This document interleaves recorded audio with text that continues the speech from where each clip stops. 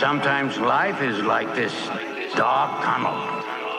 You can't always see the light at the end of the tunnel, but if you just keep moving, you will come to a better place. Akira. Just keep moving. You will come to a better place. Just keep moving. You will come to a better place. It is important to draw wisdom from many different places. If we take it from only one place, it becomes rigid and stale. Understanding others, the other elements, and the other nation will help you become whole. It is usually best to admit mistakes when they occur, and to seek to restore honor. Perfection and power are overrated. I think you are very wise to choose happiness and love. Sometimes life is like this dark tunnel. You can't always see the light at the end of the tunnel, but if you just keep moving, you will come to a better place. Just keep moving. You will come to a better place. Just keep moving. You will come to a better place. People see me and think I'm weak. They want to take care of me. But I can take care of myself by myself. You sound like my nephew, always thinking you need to do things on your own without anyone's support. There is nothing wrong with letting people who love you help you. There is nothing wrong with letting people who love you help you. Sometimes life is like this dark tunnel. You can't always see the light at the end of the tunnel, but if you just keep moving, you will come to a better place. Just keep moving. You will come to a better place. Just keep moving. You will come to a better place.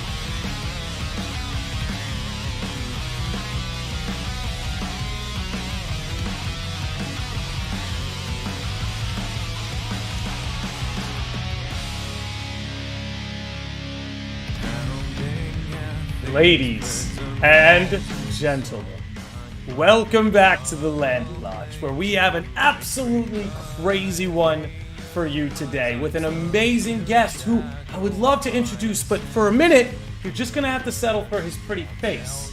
Because we need to shout out the legends, the sages of the lodge, those who donate as little as $1 gil a month. You've heard me say it a million times. If you're curious, look in the description. Let's read off these legends. David, Scott, Jill, Shane, Corey, Julie, Nick, Kevin, AJ, Michael, Roger, Brendan, Brady, Lands, Seaman, King Sanu, Billy the Kid, Grey Goose, Lamb, Gaseous Snake, Jan Van S, Cosmic Heyman, DJ Ghoul, Corey, Jordan, Mookie, and Orpheus Joshua. I know I usually have the list prepared, but I didn't have it prepared today. So you're just gonna have to settle for me rambling. Speaking of rambling, we are joined by the amazing, the incredible, the handsome KH Guides. Dude, how's it going, man? Going good, Landy. Thank you so much for having me back. Dude, it's great to have you back. Last time you were in here, we discussed Kingdom Hearts and whether or not it had a quote-unquote Disney problem. We can discuss a little bit of that later. I feel like Dark Road addressed a lot of our concerns, but we're not here to talk Kingdom Hearts, are we? We're here to talk Final Fantasy. And I think, to be fair, if we're going to talk about whether or not Final Fantasy is in a silver age, I think we should let the audiences know where we're coming from, what our experiences with the series has been, like in a nutshell. So you were talking a little bit about it in the pre-roll. So do you want to get into it? Let everyone know, what Final Fantasies you've played through and how much? Sure. Yeah, I'll give my Final Fantasy credentials is what I think of them as. So I started my Final Fantasy journey with 7 as a kid, way back when. It was like demo disc FF7. And really enjoyed it. I played through the entire game itself as a kid. Didn't come back to Final Fantasy until 10. And 10 remains my favorite to this day. Absolutely love it. I think FF7 is really what set me on a path to really enjoying JRPGs as a young adult. I would say that since then, I've 100%ed 1, 2, 3, 4, halfway through 5. None of 6, unfortunately, it's on my list. All of 7, I just recently 100%ed 7 on the Switch, a replay, and I loved it. None of 8, sadly, none of 9, tragically. All of 10, 10-2. Haven't touched 11 at all, the MMO. 12, I know I told you this before, Landy. With 12, I have tried it on 5 separate occasions on 3 separate consoles and PC, and I just cannot bring myself to finish that game. I get so burnt out. I don't know. It's not for me, but I'll talk about that later. Oh, yeah. 13 Trilogy, I know it's super divisive. Loved it. Played all 3. 100% at all 3. 14, I've played 3 hours, and it was like several years ago. I don't know about MMOs. I know it's really good, though. I know it's highly successful. Lots of our friends play it. It fixed itself. That's for sure. It did. It did. And I'd love to get into that. Yeah. FF15, I actually played through the vanilla version and then all the DLCs later. I've actually never played Royal Edition. Wow. Me neither. I've seen all the cutscenes, but I've never played Royal either. Yeah. It's I think it's called Royal Edition. But yeah, I've played through all those. A couple of I'm trying to think of any non-numbered titles. I mean, Tactics, some of the sequels, like Type Zero, any of those? No, I've had Type Zero on my wish list for like a decade now. I have never tried Tactics. I'm afraid I'll like the genre and then get addicted. But we'll see. We'll see. That's the problem. I actually hear too many good things about Final Fantasy Tactics. That's why I don't play it. I was like, I've got enough games. I'm good. Yeah, the backlog is ever growing. Yeah. But yeah, I would say those are my Final Fantasy credentials. 10 remains my favorite. I do really enjoy 7 and the 7 universe, if you want to call it that. Mm-hmm. The Final Fantasy 7 cinematic universe. The 7, yeah. The F7 I like that. That's where I'm coming from in terms of Final Fantasy. And yeah, we'll definitely talk about 16 soon. Well, again, this was something we talked about a little before, but I'm glad you're here. It's one of the reasons you're here in the first place, because I'm completely numb on 2 through 5. I never played them. I really couldn't tell you anything about them. I hear 5 is like one of the more underrated in the series. Like, it's one of the ones that deserve a lot of praise, but don't often get it just because of its age. I've played through all Final Fantasy 1, 6, 7, 8, 9, 10, 10-2, 13, 14, and 15. 12, I'm playing for the first time. Trying to get through it. I'm trying to tell myself, it's got that Star Wars prequel energy, but there are some days that helps me and some days that hurts me. I get that vibe. Yeah. I've never heard that before, but no, I agree. Yeah, with like the aliens and the sort of like pod tech and stuff like that.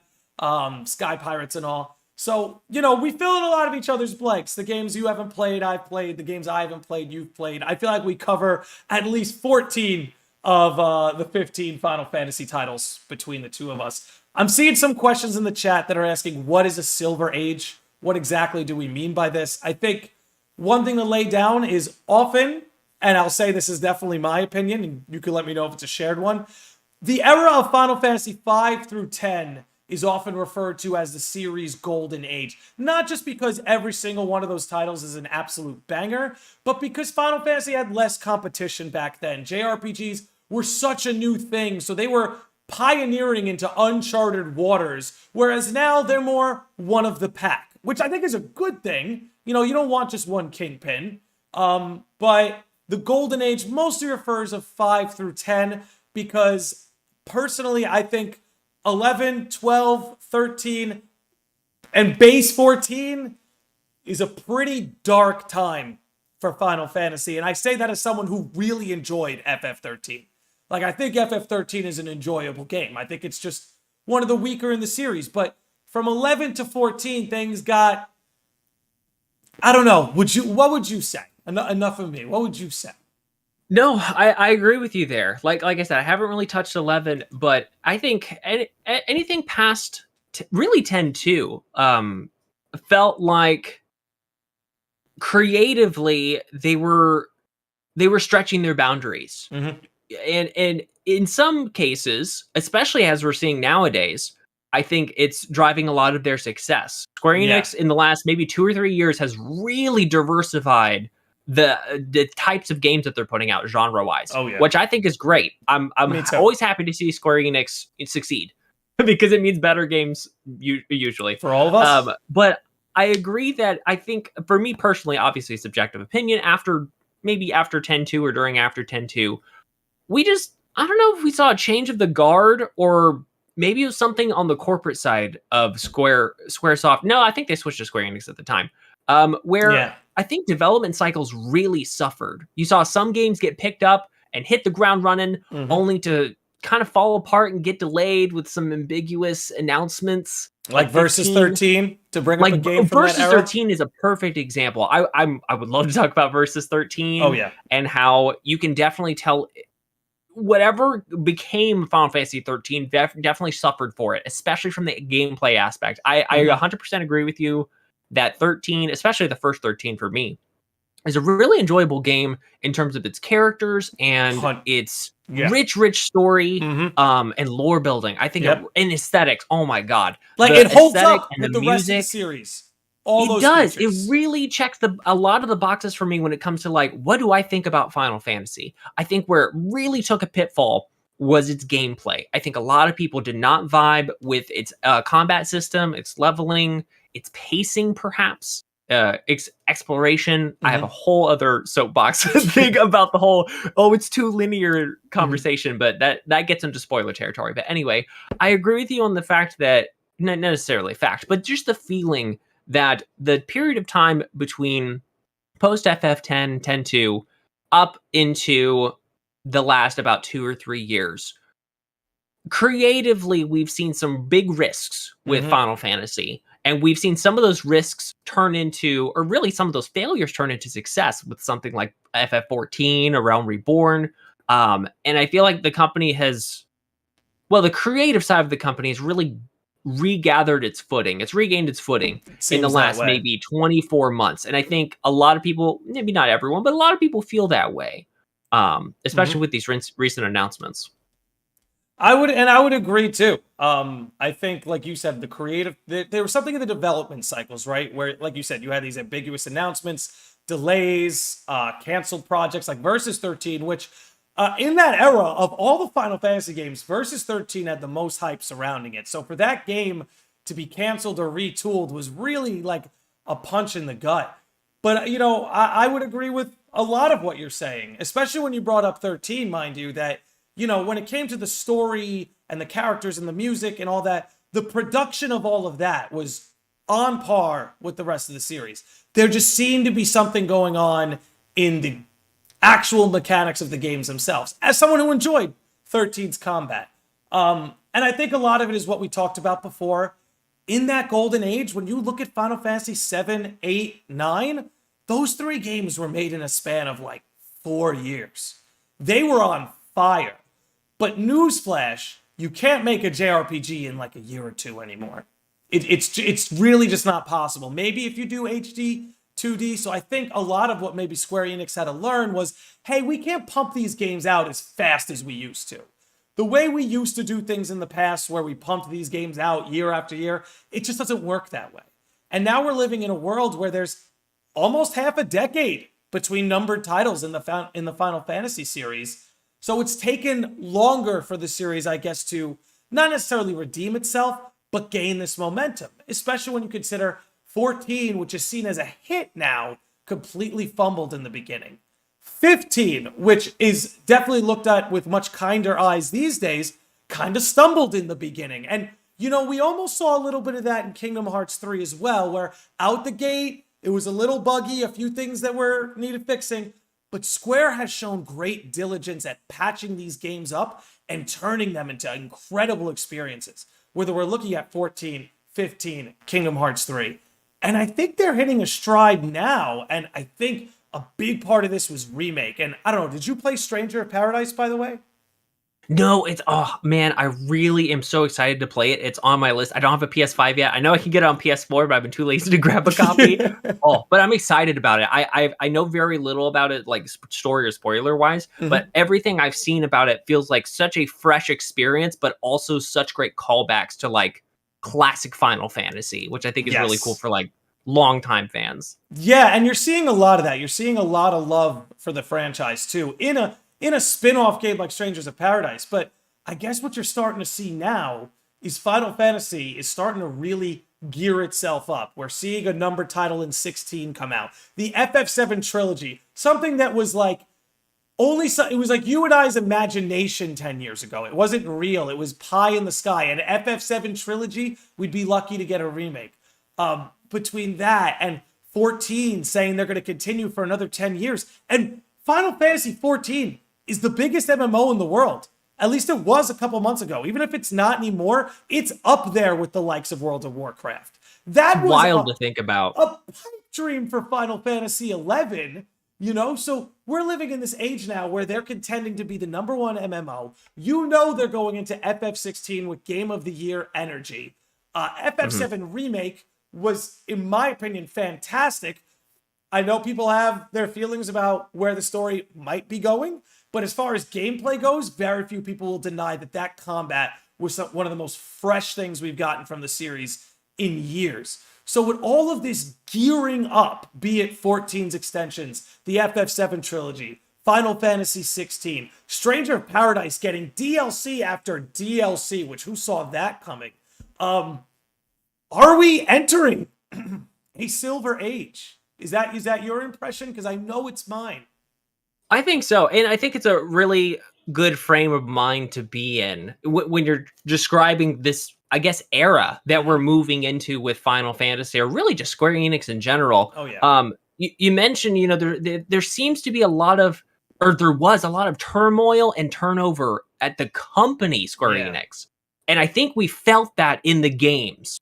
We felt that in terms of certain aspects of the games. You can tell like some parts were rushed. Some parts were canceled altogether or delayed, which is fine. That's like sometimes how you have to do business. But you can definitely feel it in the games of that time. They're still great hits. People love them. I certainly love some of them or parts of some of them. But you can feel it. And I think maybe part of it is structurally Square Enix has really evolved in the last maybe 10 years, maybe even 15 years. We now have these creative business units. Those didn't exist before. No. It used to be like we always thought of Squaresoft or Square Enix as like one or two creative teams that are constantly or concurrently working on 2 or 3 games. But now Square Enix has really reorganized in the last decade, where you still have these major blockbuster concurrent projects, but they're much more focused. They're much more focused. And I think what happened in the, post FF10 era is they took their golden age and they stretched too thin. I would agree. That may not be the case, but it's how it feels to me. And you can feel it in the game quality or just in the nature of the games. They were still trying to be cutting edge, but the company wasn't structured to do that. The company was structured to coast. We had golden age success. Let's keep it going. But it wasn't let's innovate. Let's innovate. The creative side wanted to innovate. The company said let's sit on our laurels and make a bunch of cash. I will hold for one thing, and I'm going to hold for Final Fantasy 11 because that was their first attempt at MMO. But I think something may have happened there, and maybe there was a sloppy rollout where when it came to 12, 13, 14, they ramped into what you're saying, like, no, let's just go back, RPG, campaign, forget the MMO, go back to this. And for me, again, this is as someone who enjoyed 13, those characters will be in my heart forever. I have to play the full trilogy. It's a crime that I haven't. But we'll get there. We'll get there. Where it signaled to me what you're saying, where it's like the innovation was gone. You could feel the turmoil in the dev teams through the games. For me, this was no better showcase than by the NPCs in FF13. Final Fantasy, even in its top-down 2D formula, when you went to a town, that town had energy, that town had a theme, that town had a vibe, the people in the village had their own culture, no matter how specific or reductive it was. Like, there was just something unique about all of it. With FF13, and I'm trying to get through FF12, I'm about 15 hours in. Within the first 15 hours of FF12, I'm kind of feeling that in both areas. I'm like, these worlds don't feel as alive as they used to. Why does FF7 look like Legos, but feel more human than these beautiful looking models? You know what I'm saying? But there was something lost, I feel like, in a lot of the world building and the energies they were able to emit from those worlds. I think that's a showcase of them kind of missing their step there. But you played Remake, I assume? FF7 Remake? I have, yes, I have. Didn't you love how, depending on what side quests you were doing, it influenced what the NPCs in the crowd were saying? Like, absolutely. It was so rich. Yeah. It was dense. I think that's what we lacked in that era of time was density. I think we had a great overarching concept, but it lacked density. And I think a lot of like longtime FF7 fans, what they want to convey about like what they like about the game is that it is incredibly dense. And I mean that in a very positive way. Its stories, its characters, how they interact with each other. And I only realized this recently because I just finished 100% playthrough of 7 for the first time, the OG 7, was all of the optional content. Like, you didn't really see that prior to, like, in early Final Fantasy. You didn't really have all this, like, extra, I don't want to say extra, but yeah, like, optional content that really, like, expanded on the world and the overarching story and how even NPCs are feeling about what's happening in their world. You know, like, we always follow these, like, 6 to 10 characters who were like, we're going to save the world. What about Joe Schmo who's just going to his job? What about that Shinra employee who was like, I don't know if I agree with this company I work for, but they pay the bills, man, and I live topside. Like, you see some of that in FF7 Remake, especially. You still see it in the OG7, and it was so ambitious to do something of that level of detail, but they pulled it off. And I think that level of detail, to some degree, not entirely, but to some degree, it might have been a little missing in some of those games in between. But in 7 Remake, I felt like they really brought that back. I always feel like 7 Remake is like what we thought 7 was 25 years ago. Yes. I think when we played at the time, our little kid brains like felt that way. We embellished, of course, and it felt that way. And we still think of it, in such, positive ways to be like, wow, it was such a massive epic. And 7 Remake has really, in my mind, recaptured what we thought 7 was 25 years ago to be like, yeah, this is what it felt like in my brain, and now I'm seeing it on the screen, and that's very cool. That's very great. Dude, 100%. And like at the end of the day, you talk about the company having innovation. They could have played 7 Remake so safe. They had every reason to play it safe and do a remake like everyone, like Resident Evil's doing, everybody's doing it. And they just said no. And they're like, no, we want to build on what we made 25 years ago. Because they're not the same people they were 25 years ago. You know what I mean? They're not going to... And I think, we could talk about this a little bit. This is part of what I think is so genius, right? You have something... Hold on. We got to pause just very quick. Major love and shout out to Agent Spacely, who just rated us over on Twitch. I'm going to go give him a shout out. My man, how are you doing? Oh, man. Let's give him a little shout out. But here's my thing with what they're doing with 7 Remake that I can't help but think is so genius is, me personally, here's just an example, right? One of my favorite movies growing up was The Lion King. I couldn't even bring myself to see that remake. It just looked plastic to me. I missed those cartoon expressions. Those were a big part of conveying what those characters felt. And I felt like I'm going to go to this movie and I'm just going to see the same sequence of events for the most part play out. And there was just something about that wasn't really appealing to me. I would prefer to go watch My Lion King on Blu-ray right now. So not only was that ineffective for a story like that, but now you take a story like FF7, which relies on an unreliable narrator and a character who is unsure of their past and future. So if you're going to tell this story and have your audience go into it knowing he's an unreliable narrator and knowing the distinction between reality and fiction, between past and future, you are stripping all of the impact away from the story. Like, that's the way I've kind of always seen it. And I always wanted them to change even a little something. Because I think if you're going to rely on a character being an unreliable narrator, then all the impact's gone once you know he is an unreliable narrator. But my point's always been what they're doing now is they're turning you, the player, into an unreliable narrator. Now you don't know whether the visions are real or fake. Now you don't know what's going on with Zach. Is he alive? Is he dead? Was he really there? Now you don't know what's going to happen to Aerith. To me, it was, when you talk about innovation, when you talk about them not playing it safe, when you talk about them wanting to just push themselves to the forefront of something, this is the kind of stuff to me that just signals, here comes the Silver Age. When I see developers saying, hey, I love what they did in Devil May Cry. Get that Devil May Cry developer on the Final Fantasy 16 team. I love that. Going a little bit away from Final Fantasy now, you now have the Kingdom Hearts team taking writers from FF14 to come in and help. Like, Final Fantasy to me has so much momentum that other studios are trying to pull those devs into their own teams. But yeah, like that to me is just the kind of stuff, especially with FF7, that just signals that we're in this new age because they're not playing it safe. Like you said, they're innovating. They're back to pushing themselves to the forefront. Yeah. The company restructure and strong footing allows for creative liberty. And oh my God, I'm so glad you mentioned the Disney live action remakes. I have a whole separate rant that I won't get into, but long story short, if you were going to remake something, movie, game, book, whatever, if you're going to do a shot for shot replication with better graphics and take no creative liberties, you are dooming it to always be compared to its original source material.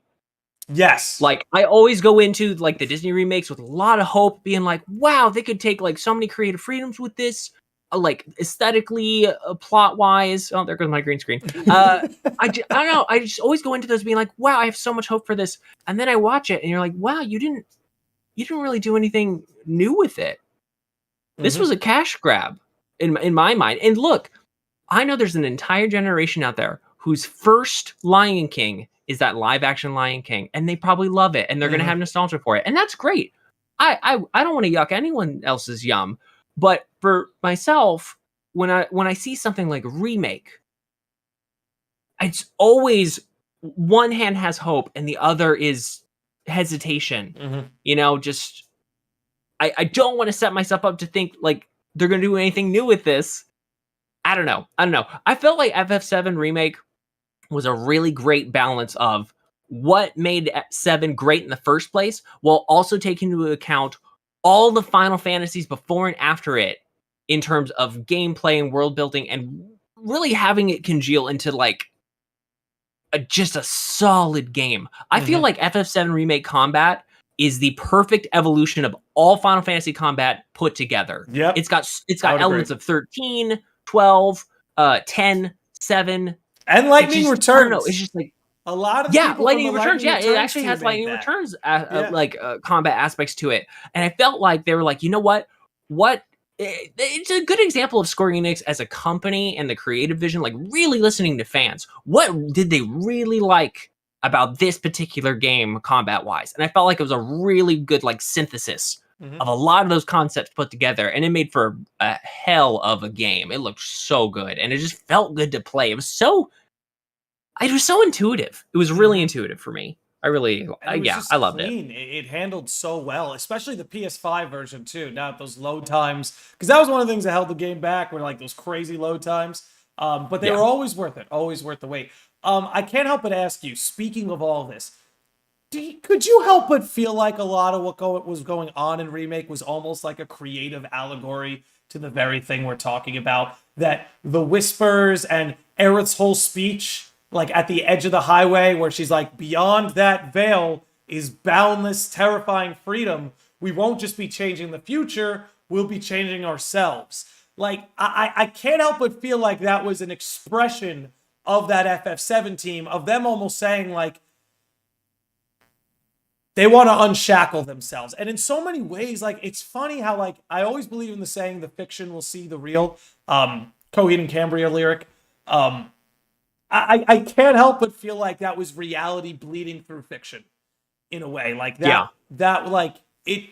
it's stuff like that. And then when you consider that the original FF7 had so much to do with identity, right? And that every single character, right? This is a theme.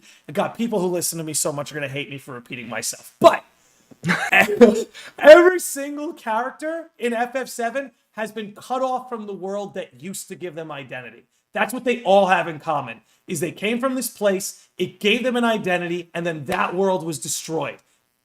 I can't help but feel like FF7 Remake also kind of is like its own FF7 character now, where it's been cut off from the world that used to give it its identity, and now it's scrounging for something of its own. I can only hope, and honestly, based on I don't know if we have any Resident Evil fans in here, but based on the fact that Resident Evil 2 and 3 kind of played it the same, but 4 is now hinting that things might be different, I almost wonder if Square Enix and the FF7 team are changing the nature of remakes themselves. Like, this is the kind of stuff we're talking about Square bidding to do now. I can't help but think it's remarkable. Yeah, and on the subject of 7 Remake, you mentioned, like, what Aerith says at the end. Even in the teaser we got for Rebirth, the lines that the characters talk about, like, what they say, it's in the same vein of, like, their creative vision bleeding into the narrative. Like, what the characters are saying are really foretelling of, like, what whatever creative team is working on 7 Remake is trying to convey. And I think they are trying to convey that it is a remake. We are doing a retelling of the Final Fantasy VII story with the characters you recognize and the major plot points that you recognize from before. But again, if they're not going to take any creative liberties, it's just, I don't know, it feels empty. I agree. It feels kind of empty. Like, it would still look aesthetically beautiful, but it'd feel empty. It would lack an identity. Yeah, it really would. And honestly, like, I know that that's probably pretty divisive for FF7, like, OG fans to be like, why are you changing the narrative? Like, and again, I have no idea if this is the route they're going to take, but, like, why did Aerith survive? Why did Zack survive? Why are we seeing them here and there? And why is Sephiroth's, like, driving motivation different? And look, if you're upset about that, go play 7 OG.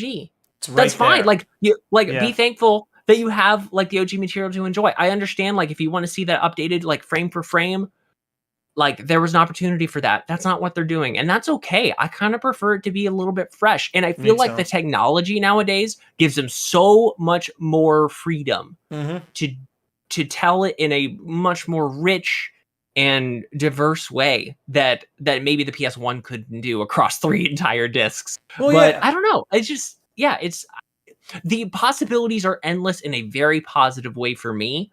And I would much rather them spend so much time and effort creating something cohesive and fresh versus something that just feels like a Throwback Thursday post on social media. Like, I don't know.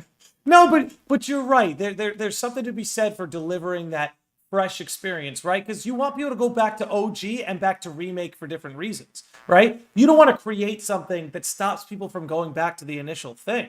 And on top of that, something that we've always got to consider when it comes to the remake and these devs is they compromised so much on the original FF7. The original FF7 that we know and love, which is one of my favorite games of all time, nothing's going to change that. Rebirth could be the worst game ever made, and FF7 OG will still be one of my favorite games of all time.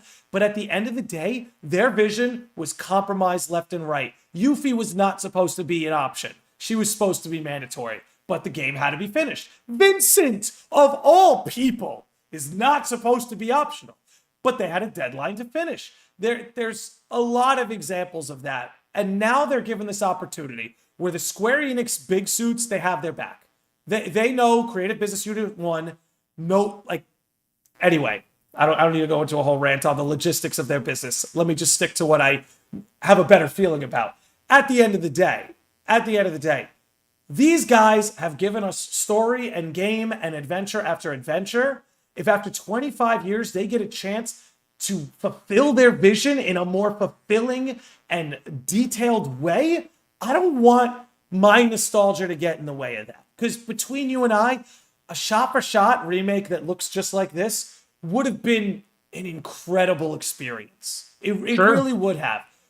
But them taking this turn to me is just, there's something way more exciting about it. Like, you and I would not be sitting here talking about it if it's like, yeah, can't wait for part 2 where, we'll go to Com and Cloud will tell the story and then we'll go to Cosmo Canyon. Bugenhagen will say all that same stuff. Can't wait for him to say it again, Like, we'd be here saying that instead of like, hey, what do you think's going on with Zack? Hey, do you think we can save Aerith? What's Chadley's effect this time around going to be? Sonin? Deep Ground has Sonin? There's all these moving parts now where, again, like we were talking about before, I almost feel like Cloud.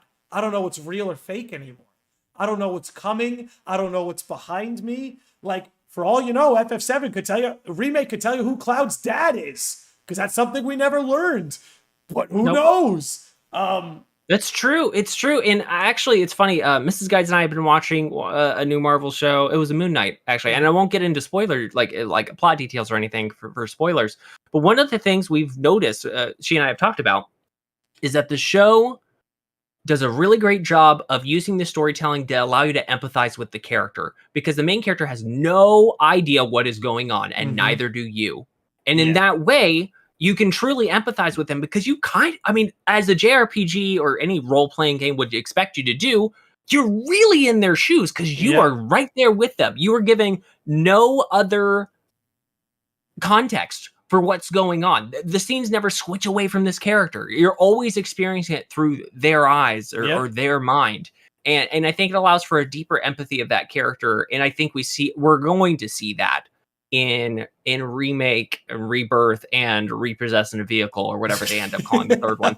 Honestly, the idea of calling it Rebirth, like, obviously there's a lot of imagery with like Rebirth, Reunion through the FF7 franchise. Like, that's always been there before Remake was even announced. But the fact that they went with calling it Rebirth gives it this unspoken maybe connotation that it might not be the same thing this time around. This might be a true retelling in that it's not being told again. It's going to be told differently.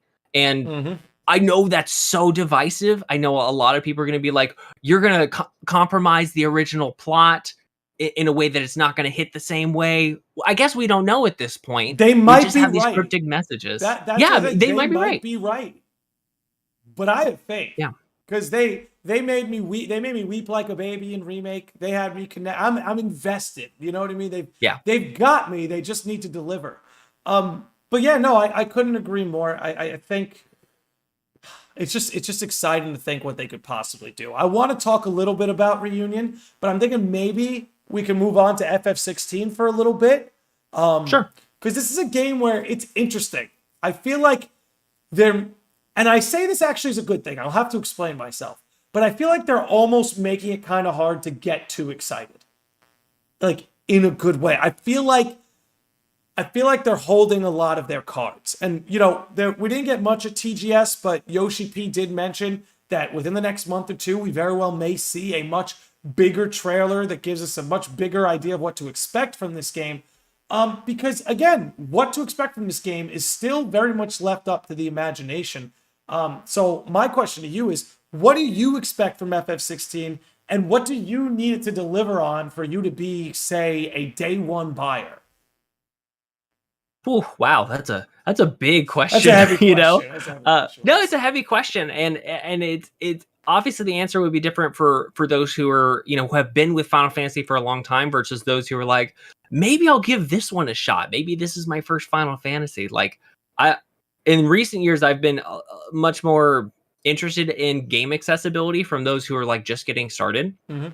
But for myself, personally, subjectively, I I don't know. It's just like the combat needs to be intuitive and not like I don't know how to describe it, but yeah, I don't know. I'm afraid it's gonna be too DMC.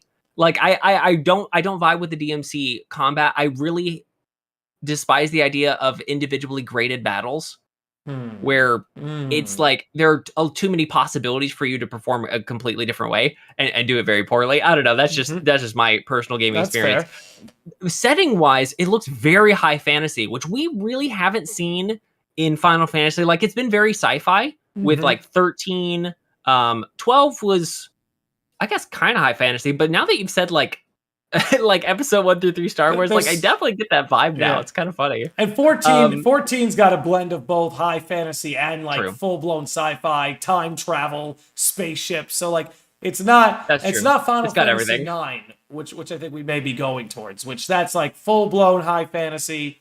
No spaceships. You got like sailboats in the sky with wings. Yeah. But that's what's interesting. It's funny because Final Fantasy, in a way, as a series, has had an identity crisis because it's not just one thing. Final Fantasy, it's not sci-fi, it's not fantasy, it's not comedy, it's not romance. It's almost like it's a blend, right? It's a buffet. That's the beauty of it. Yeah. That's exactly the beauty of Final Fantasy. I mean, it's Final Fantasy's risk, but it's also its reward. Yes. One of my favorite things about Final Fantasy, the franchise, is that it's not one size fits all. Like if you're into RPGs, I can guarantee you that there's at least one Final Fantasy that you're going to absolutely fall in love with. Oh, yes. You may not fall in love with all of them. I certainly haven't. There's a Final Fantasy for everyone, is what I like to say. Exactly. And the fact that it just kind of reinvents itself every single time is always a risk, which is why we see creatively these ebbs and flows. But I think it's its greatest strength too. Yeah. Because maybe like I don't vibe with Final Fantasy 12 or 5, but I fell in love with 13 and 7 and 10. And I just think that's it's just a great aspect of Final Fantasy. Even the individual elements of the games could be like hit or miss, sure, but just the fact that it has this freedom to reinvent itself each time. There are obviously like these recurring motifs, the crystals, the summons, the Moogles, the chocobos, yeah. cactuars, however you say it. Yeah. Most of the time they're always there as kind of like a series callback. It's a comfort. But in terms of story and characters and game loops and gameplay, it always has an opportunity to reinvent itself, including with its remakes, which I think is truly the beauty of it. And without creative risk, there's going to be no reward. I don't want Disney remakes as Final Fantasy games. Well, I'm not interested in that. I think there's a trend being set that we won't get that. I think, thankfully, and again, we'll talk a little bit about Reunion because I definitely have some words about that and what might happen there. But as far as 16 goes, for me, it's like this is what's rough for me, right? I've become so accustomed, and it's not just Creative Business Unit 1 that has this approach. Like you do see this. It's mostly them, I guess I would say, but you see it outside of there, like with games like FF9 and FF12, where Final Fantasy to me, it always has two things that really do it for me. A blend of serious and silly. Like you could have the most serious, gut-wrenching, heartbreaking, mind-shattering moment, and then you could have the goofiest thing.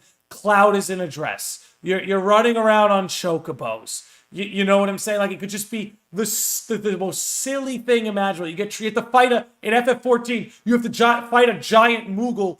This giant Moogle god who's been summoned by the beliefs of all the tiny Moogles who are tired of getting bullied. Like it's so like there's always this amazing blend that's just like serious, silly, funny, intense. I love that. 16 I'm not seeing a lot of silliness, which is okay. Maybe that's what this series needs. Maybe we need that rated M, like super serious, super gritty. Like maybe that is what the series needs. Because like you said, you can do that in Final Fantasy. If you get to take the wheel and you want to say, you know what, we're gonna save the laughs for FF17.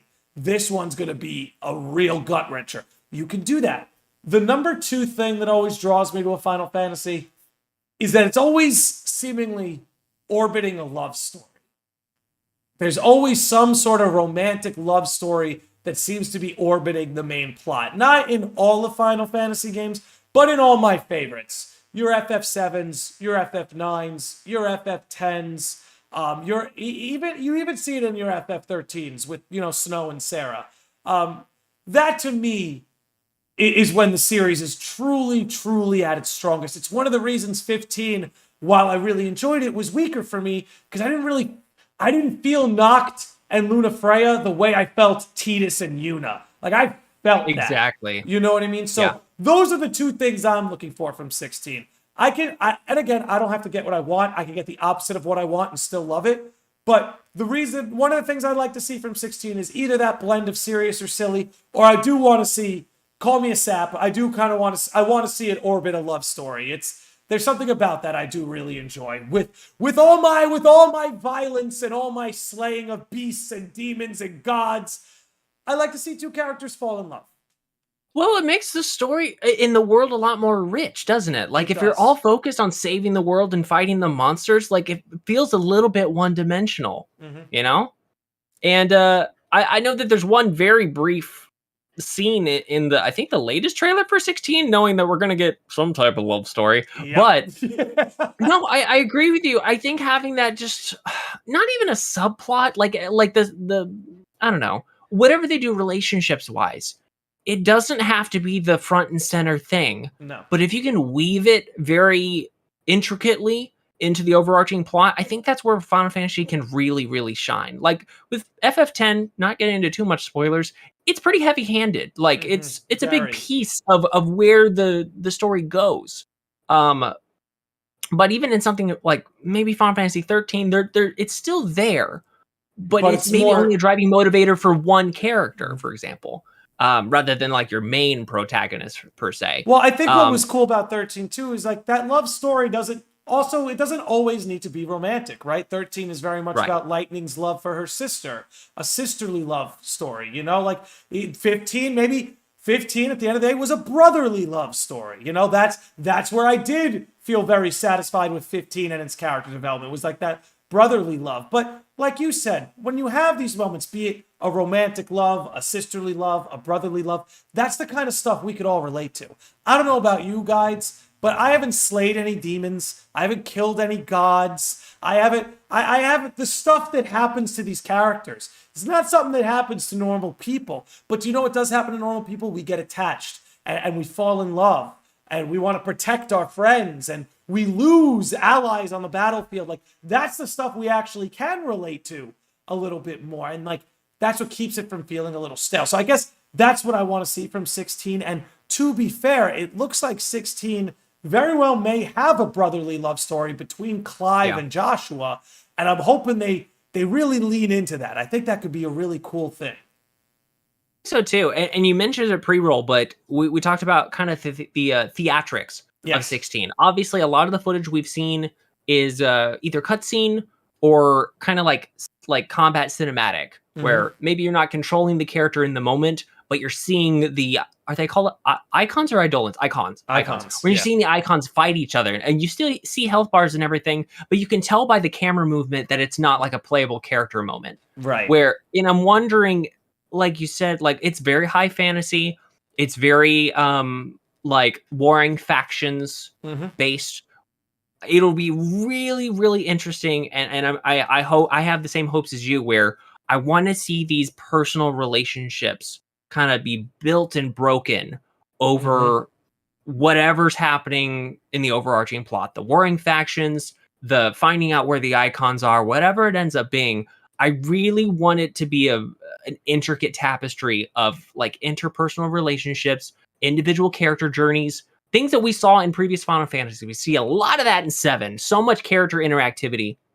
10, sure. 13 really stands out for me in terms of like character interactivity. 100%. Just your party split up into different groups, and you really get a good feel of like what those characters' motivations are and how they interact with others in totally different settings, which I think is brilliant. And I really hope we see that come back in 16. And I think we will, based on what we've seen in the I think 2 trailers that we've gotten. Well, I can vouch for Yoshi P and Creative Business Unit 3 because Final Fantasy 14 is a top 5 Final Fantasy for me. Everything you mentioned, it's there. Like, there's a lot of stuff going on in the overworld, but at the end of the day, it's really all about these characters and their interactions with each other and how they inspire each other and how they iron out their differences and how they figure out their way through this insane world where no matter what they do, just another conflict is just waiting at the doorstep. It's almost inevitable at this point, and they have to deal with this. I really have faith that they'll do that. It's just a matter of how serious a game this is going to be.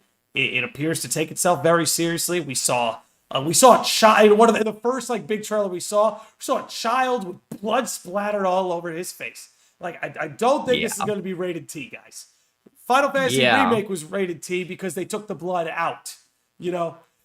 I'm personally excited for it. I think, look, war is dirty. Yeah. And if you sugarcoat war, you're not doing it justice. Yep. It needs to be something that's raw and felt by everyone. And I really hope that 16 really touches on that. They have so many opportunities to make, like you said, like the life imitates art thing. Like, there's so many parallels. We're always fighting wars. Yeah. It's human history.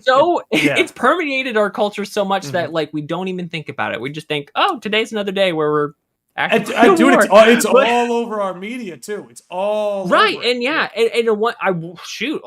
imagine Final Fantasy 16 having NPCs who are just completely desensitized to it. You see it in the 7 remake. You definitely see it in 7 remake. War, Yeah, exactly. That's a perfect example of that. And it'll be really interesting to see what they do creatively with that in 16. It's gonna be cool. It's gonna be cool. I have faith in the team behind it. I think Yoshi P he's one of the most passionate devs out there right now. When they introduced the Reaper class with Endwalker, he literally cosplayed as the class. This is a guy who loves what he does. He was talking on TGS that there was a beta tester who ran through the whole game, and he said, "Man, it's a real roller coaster of a ride." And he's like, "That beta tester was me. I played through the whole game." He has awesome. such a love and passion for this stuff. I really think he's going to make a big name for himself. I think after FF16 drops, Yoshi P will be one of, if not the biggest name in gaming. I'll make that That's call. Gonna be great. If FF16 is a success, after FF14, taking Final Fantasy from niche MMO to big player MMO, he'll be one of the biggest names in gaming. Speaking of biggest names in gaming, Crisis Core, perhaps the biggest spin-off in Final Fantasy's history.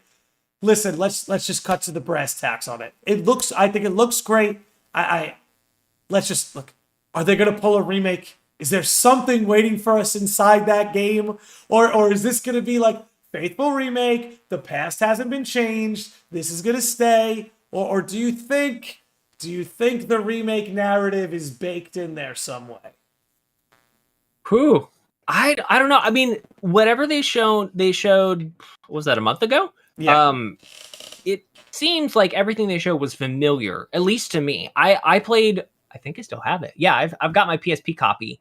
I played it back in college, and I really enjoyed it, even having not played the OG 7 for a long time. Oh, wow. I still very much enjoyed the characters and how they kind of, just how the plot went and everything. It was really good. I remember the combat being pretty good for a PSP game. I remember that. Oh, yeah. So I'm hoping that whatever it translates to on, current generation, that it's going to feel pretty good, If I don't know if they're going to embellish it all that much. If they do, great. If they don't, I guess it's okay too. Yeah. But I just remember it feeling a little disjointed. And I remember seeing some feedback after a trailer where they're like, hey, you can skip these certain aspects of combat, which is great, because I think a lot of it kind of dragged on, which is good feedback for them to implement. Plot wise, yeah, I don't know. I really don't know if they're gonna bake it into some other creative deviation in Rebirth, or whatever was alluded to in a remake. It'll be really interesting to see if we get like new cutscenes. Like, I feel like everything we've seen so far is gonna be like for like. But imagine if they'd like surprise us at the end to be like, here's how it really happened. Well, here's what you didn't see at the end of Crisis Core or in the OG7. Here's what you didn't see that actually happened. Maybe it's not a change. Maybe it's just an addition. That's something interesting to talk about, because if you remember at the end of Crisis Core, what's it called? Vice and Nero, they come to get Genesis, and we still don't really know where that led. Like, we still don't really know where that led. And now seeing that Deep Ground is going to play a role, which I love that they're, instead of making it feel tacked on with Dirge, I love that they're introducing Deep Ground at the beginning of the story so it can feel like it's part of this world. Anyway, with that said, they come and grab him and bring him into Deep Ground, and we don't know anything after that. We get the end of Dirge cutscene, right? Where Genesis says, or like, come on, now's the time to build the new world, or he says something like that. I'm paraphrasing. But maybe we see, well, what happens when Genesis goes back to Deep Ground? What happens when Nero and Vice talk to him? And they where does this go? I don't know. I think extra scenes is the most likely. I think that's the most likely scenarios. We get extra scenes as opposed to, remade scenes. Because, if you look back at the 7 remake marketing, they made it very obvious things were changing. The whispers were in the trailers. You saw Sephiroth stab Barrett in the trailers. Like, if you knew what to look for, it was very clear things were going to be different. As for Crisis Core, like what you're saying, everything we're seeing appears to be shot for shot. Everything we're seeing has been pulled directly out of Crisis Core itself. So I'm inclined to believe it won't get remaked. It might. In fact, I would even like that. But I'm more inclined to believe it's what you said, that maybe we just get some extra scenes. Maybe we get a little bit more about Sephiroth. Maybe we get a little bit more about Angeal or Genesis. Or hell, maybe we finally learn what the whole Deep Ground collaboration between all of them is. That's what I think.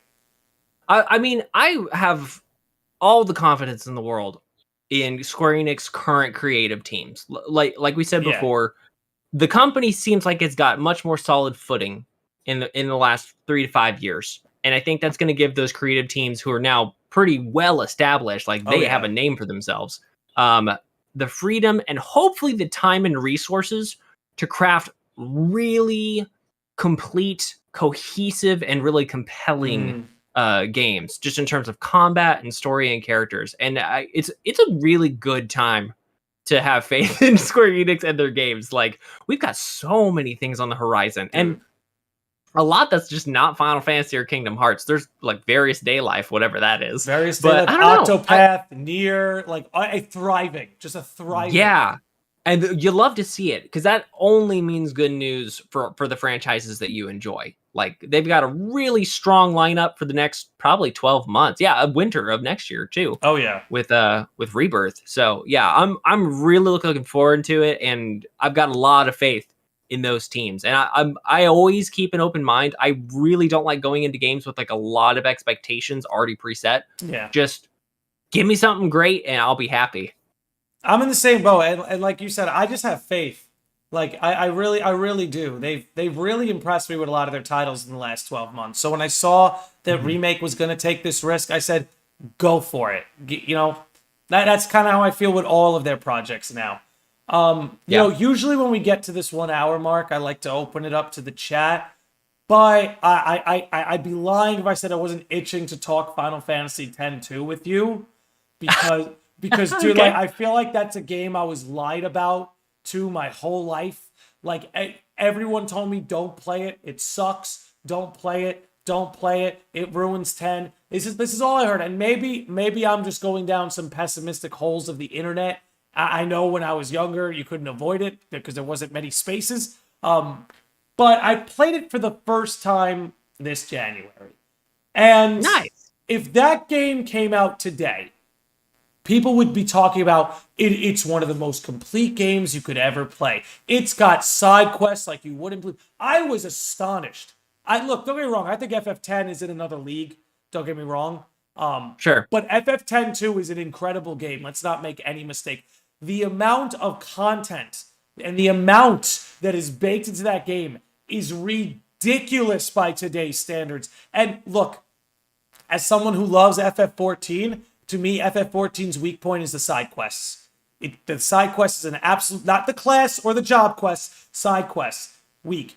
FF10 2, not only are the side quests fun and engaging, but the rewards you get. You can unlock like 20 minutes of cutscenes with Waka, and 15 minutes of cutscenes with Lulu, and cutscenes with Pain, Riku, and Yuna that you otherwise wouldn't unlock. It's like you're incentivizing me to explore this world because not only are you making me do these tasks, you're letting these characters interact more. You're sharing more of this world. Just the entire gameplay loop and the fact, I know I'm ranting, but you gotta let me go here. The fact that you could like really do whatever you want in that game. You could turn that game into Pokemon if you wanted. You could run around the world hunting monsters, capturing them, and putting them in your party.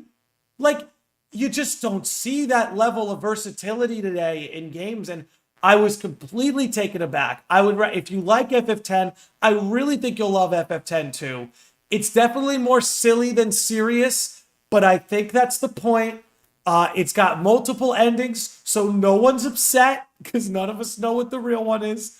There's just so much. Oh, and it's the first Final Fantasy game ever to have New Game Plus. That's true. That's very true. Look, 10-2 was a departure in a lot of ways. It was. The combat felt different. Almost every way. You're right. And this is what I think about a lot of franchises with like sequels or just continuations, is that they're too often compared to the first iteration.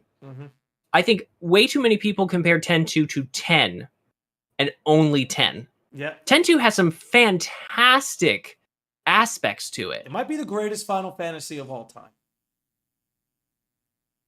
Not for me, but I will say, no, I think it was a very decent continuation. And I think a lot of its gameplay aspects are still very strong today.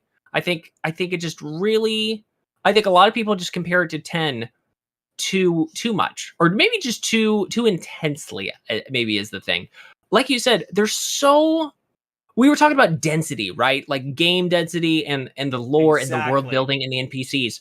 10-2 had that. Nailed it. In spades. Yep. Just fantastic job. Its game loop, actually it had several game loops, were just really, really compelling and kept you wanting to play. And I think the one aspect that causes people to dislike 10-2 so strongly is if you're not invested in the story enough. Yeah. I think if you're not invested in the story enough if you did not just fall in love with the characters and story of 10 and in the world of Spira, you're probably not going to enjoy 10-2 nearly as much as fans that did.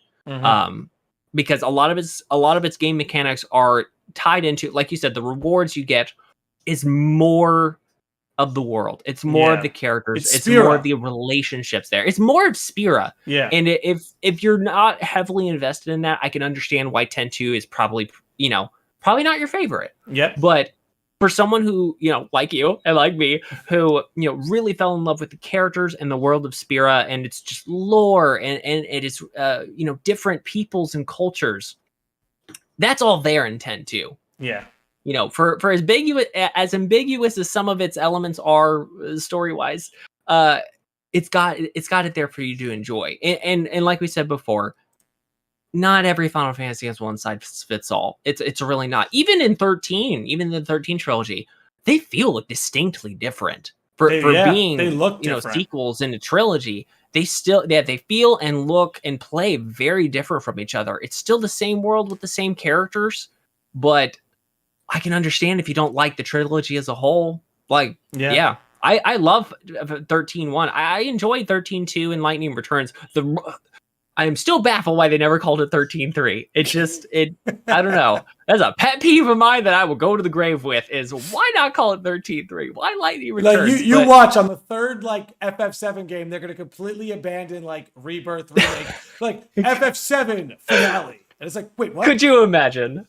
Oh, I actually could. But no, listen, I agree with all your sentiments about FF10 too. And like, to be clear, when I brought up that like FF10 might be the best Final Fantasy of all time, of course, that's just my opinion. But to me, I think that just exemplifies how tough an act 10 was to follow, especially when it's like the first PS2 Final Fantasy, and it was the first one to really have this like 3D world to explore. Obviously, the PS1 games were 3D in their own way, but 10 and Spira took it to an entirely different level, from your camera angle to the amount that you could explore. But 10 too, in so many ways, just seems like a love letter to Spira, not to Final Fantasy X, but to Spira. It's a love letter to that world, and it's like, hey, so here's what's going on in this world when Tidus and his friends aren't around. Here's what became of all these places. And it's just, again, it just felt in so many ways like, I don't know, as someone who I replayed through FF10 earlier this year too, as someone who just loved that experience so much, it felt good to go back with like a different lens. And like you said, it was a departure from Final Fantasy in general in so many ways. Like, it was like the first sequel to, it's like the only game where the cast you start with is the cast you finish with. Like, you don't add members to your cast because they have that whole sort of like Pokemon element that I keep saying, or Monster Hunter element, I guess I should say, you know, where you can go out and get your new party members. But I loved that because it allowed them to really focus on Yuna, Riku, and Pain. And honestly, it reminded me of 15, where they got to really focus on Noct, Gladio, Prompto, and Ignis. You know? Yeah. Instead of just having this revolving door. Because I think sometimes what Final Fantasy suffers from is you have this front four of the party who are just these awesome characters everyone loves. And then you got the B team. No better example than Final Fantasy IX. I'm not hating. I love this game so much. But Garnet, Steiner, Zidane, and Vivi fly high above the rest. I love. I've never played 9, but those are the only 4 characters I know. Fair, that's it. For good reason. For good reason. And that's not a shot at all the other characters like Aiko and all of them. They're great. They're fantastic. I love them. But those 4 fly high above the rest. I feel like sometimes Final Fantasy VII can suffer from that. I know in the original, you know, believe it or not, Yuffie used to not be a very popular character for a lot of people. Kate Sith was never in anybody's party. You know, if Sid didn't have a ridiculous amount of HP, lots of people wouldn't opt to use him. But honestly, it's kind of silly not to. But it's like, that's something Final Fantasy can suffer from a lot. And one thing you brought up earlier that I would agree with is the idea of a party split is such a good idea that I would love to see in the future of the series. But, you know, I just wanted to take some time to talk about 10-2 because it's a game I felt lied to about. And I had such an incredible time playing. I don't put that much stock in reviews. I really don't. Smart or man. Or just like Smart man. Like overheard community feedback. It's just like, yeah, there are plenty of games in Final Fantasy and even other franchises. Kingdom Hearts is no exception. That can be highly polarizing, but honestly, every game experience should be your own. It should be individual, and it should be whatever you want it to be. Play it how you want, enjoy it how you want. Like, I don't know. It's I just see too many people out there take way too much stock. Like, just put way too much of their own decision making into the hands of others. And I'm like, look, there are games out there that you probably overlooked that you were going to love because you heard too many people say it wasn't for them. And the Final Fantasy is don't overlook it. Just don't. It's just you're gonna find a game in Final Fantasy with the name Final Fantasy in it that you're going to love. Oh yeah, you are, regardless of what people say. Because you know what it is, it's like different combats work for different people, different types of characters work for different people, and you know what? You don't know what someone's going through. I'm not going to get that deep or heavy with this, but it's like there might be a character in one of these games somebody really connects to, right? Like, what's an unpopular game in the series, right? Final Fantasy 12, right? We've been ripping on that one all day. Black sheep in the family, right? But you know what? Maybe there's someone out there that really connects with what Vaughn is going through. or Yeah, exactly. you know, or what Fran goes through. You know, maybe they're, and like, that's not something you should let some douche tuber like myself take away from you. You know, like, regardless of what people like me have to say, like, you know, I'm just saying, I guess, that I agree with your sentiment. But with that, No, I mean, yeah, go ahead, go yeah. ahead, go ahead. No, I was just gonna say, no, I agree with you that there's always something you can identify with Final Fantasy. Like, for me, 10 Final Fantasy 10 is such a, it was a major part in my like gamer journey, I suppose. I think its storyline and the way the characters interact with what's happening in the world really struck a chord with me at that age. Like, I was just becoming an adult when 10 released. I was 17, 18, and I was starting to really question my beliefs, just what I personally believe in.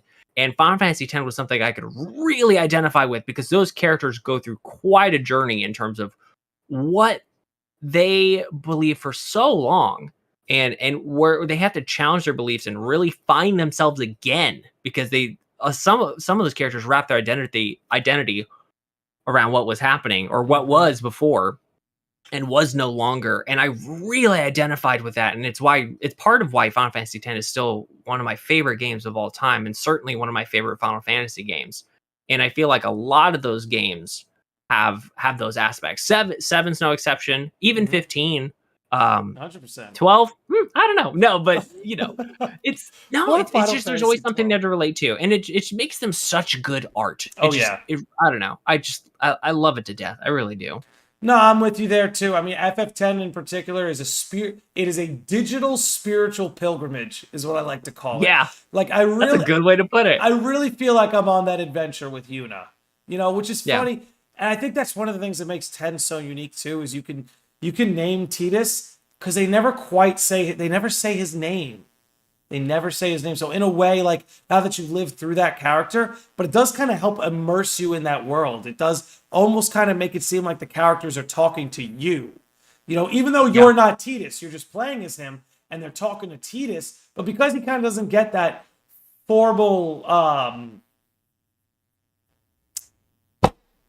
I don't have the word, but because people don't say his freaking name, it helps you immerse. It helps you immerse. But look, I want to open it up to the chat a little bit. If anybody has any questions, I know some people were firing some in, so I'm scrolling through right now trying to see. Okay, so Cheesecake, who I did see has left since then, maybe she'll watch it back, but she did ask, is Final Fantasy becoming mainstream? What do you think about that? Is it becoming mainstream? Yeah. Interesting. Well, you know what? I feel like, and this is not unique to Final Fantasy's, I guess, journey through the media. Other franchises are feeling the same thing, like Kingdom Hearts, especially so in the last 10 years. Oh yeah. And I think I think a lot of these franchises, Final Fantasy, Kingdom Hearts, you name it, all these niche franchises are becoming more mainstream. Maybe you couldn't call them entirely mainstream yet, but they're getting more mainstream because of the evolution of the internet and streaming. Like, people being able to access these games without having to play a demo. So I think a lot of that is attributed to just to gaming culture changing, you know, and how developers put out games too. Just it completely changed in the last 10 or 15 years. So I think accessibility is a major piece of why we're seeing Final Fantasy grow in popularity. Obviously, with 14 becoming, even recently, like, the most successful MMO of all time, which I don't think anyone saw coming at the beginning of 14. No. Or even when A Realm Reborn released, I don't think anyone anticipated that it was going to be so popular. Because, again, a lot of people think of Final Fantasy as being kind of niche. Like, it's a JRPG franchise, and if you're not into that, move along. But we're seeing a lot more of that. That's what I was about to bring up. As far as, like, RPGs have gone, since FF7, Final Fantasy has been absolutely mainstream to the average RPG fan. If you like RPGs, like, Final Fantasy is like one of the first ones to come to mind. It was probably the first RPG you ever played, right? So, like, as far as RPG fans have been concerned, for the last 25 years, it's been mainstream. But I think what's unique about maybe what's going on right now, and maybe that's what prompted Cheesecake's question, is it seems like it's starting to reach outside of the RPG genre. Like, I've got friends who like they don't play RPGs, but they tried 15 or they tried Remake or they're looking at FF16. And there seems to be an effort from the devs to connect with people who don't often vibe with these kind of games. Like I think we saw in TGS, Yoshi P said, FF16, they're working on adjustments to make the game accessible for people who don't like action games. Now, it's a very funny sentence to me because I'm like, but you're making an action game. So why are you going to do things for people that don't like action games? Why are you going to feed steak to a vegan? You know, why are you going to do that? But maybe there's a Beyond Meat version of Final Fantasy 16, right? Maybe there's a cinematic version. And again, look, I don't think anyone should expect this from devs. I think devs should make the games they want for the audience they want. And if they want to make it more accessible for people who don't like action games, go ahead. But I think them making these efforts, right? And you're seeing it with Kingdom Hearts incorporating an easy mode, saying, hey, listen, if action games are just too much for you to handle, but you want to have some fun and run around some Disney worlds, we're going to make an easy mode for you. It looks like Final Fantasy's starting to move in that direction too, where it's like, hey, listen, we're going to go balls to the walls for the action fans, but if you're really just here for the cinematics, we're going to create this easier, more like holdy mode over here for you. Or, you know, you see games now that are creating different modes for people that are colorblind, or they have these ways of doing things. I think stuff like that, you're starting to see Final Fantasy bursting into the mainstream because it's becoming accessible to people who just, like, not everyone's good at video games. And again, I just want to make clear, no dev should have to make a game in mind for people that don't like it. Like, if I know I ramble a lot on this stuff, but it's like, if you're making an action game, it's not incumbent on you to cater to people that don't like action games. But if you have it in you to reel those people in, I think that's an amazing thing. If you can do that, I think that's great. Accessibility without compromising the creative vision is a win-win. Yes, always. I would agree. As 100%. Long as you're not compromising your creative vision, it's a win-win. Like you said, like easy codes, pro codes. Some of the best and most successful franchises in my mind are ones that have different levels of enjoyment or different modes of enjoyment. Pokemon comes to mind for me. If you just want to go fight the gym leaders and go to the Elite Four and not just catch your team and go wreck stuff, you can play through it that way. If you want to catch every Pokemon and complete your Pokedex, go for it. If you want to shiny hunt, go for it. If you want to EV train and get a perfect stats team, go for it. There's so much depth to it, and it's designed that way intentionally. Whereas some other franchises like Final Fantasy, it maybe doesn't have that level of depth, but they could do, you know, different levels of enjoyment without, you know, compromising the creative vision. And I think that's where a lot of major franchises are now seeing more mainstream success. Is diversifying. Now, that being said, please don't put a farm sim in Final Fantasy. I don't vibe with farm sims. I really don't. Everything is a farm sim. And look, if you love simulating farming, go for it. I have chickens and goats and pigs in real life. I don't need to do it in a game too. Like, I don't know. That's just me though. Hey, listen, Final Fantasy 14 just added an Animal Crossing mode basically. And really? I couldn't be happier. Yeah, no. So like, it's kind of funny. Final Fantasy 14 had a housing crisis. There were people with a lot of in-game currency and people who needed homes or wanted homes and they just didn't have them. So they're like, all right, we're just going to give everyone an island. Stop complaining. Go to your island, build your own home. I love it. I think it's a market solution that works for everybody.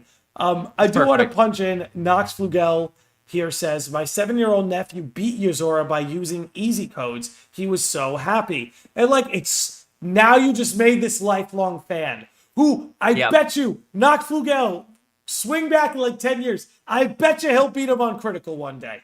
Yeah. And the nice thing about like easy codes or whatever they call them, and honestly, I wish they would get away from that terminology altogether because it gives the concept of like, oh, well, you're put it on easy because you can't do anything else. Right. I wish they would find other terminology for it because it's really not what it is. It's just a different way to play.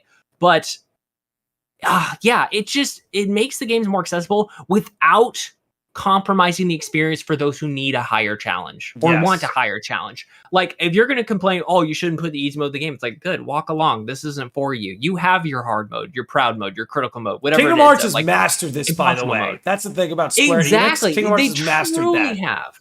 Truly have. And look, it's accessibility without compromising the creative vision. Mm-hmm. Like, it just makes it so much more accessible. It's just, I don't know. It's a win-win. And if you're going to complain about it, then do it yourself. Design the game yourself. Hey, listen, we're in the age of DIY, so hell yeah. It's true. The dude, my man, says, I don't want a rated mature Final Fantasy, though. And again, that's fair. Typically, I like the more lighthearted, wholesome stuff. But like you said, this is the strength, this is the weakness. Making that rated M Final Fantasy, the dude, maybe you skip it this time. But maybe there are some people out there that would have never touched the series. But now they get roped in by this one rated M game that looks pretty cool. Maybe they opt for FF16 over the 10th version of Grand Theft Auto 5. And boom, now you got a new RPG fan. So I definitely understand, like, 16 isn't my favorite aesthetic the Final Fantasy series has had. But I think what's fun is experimenting and exploring all these, different types of energies. You have any thoughts on that?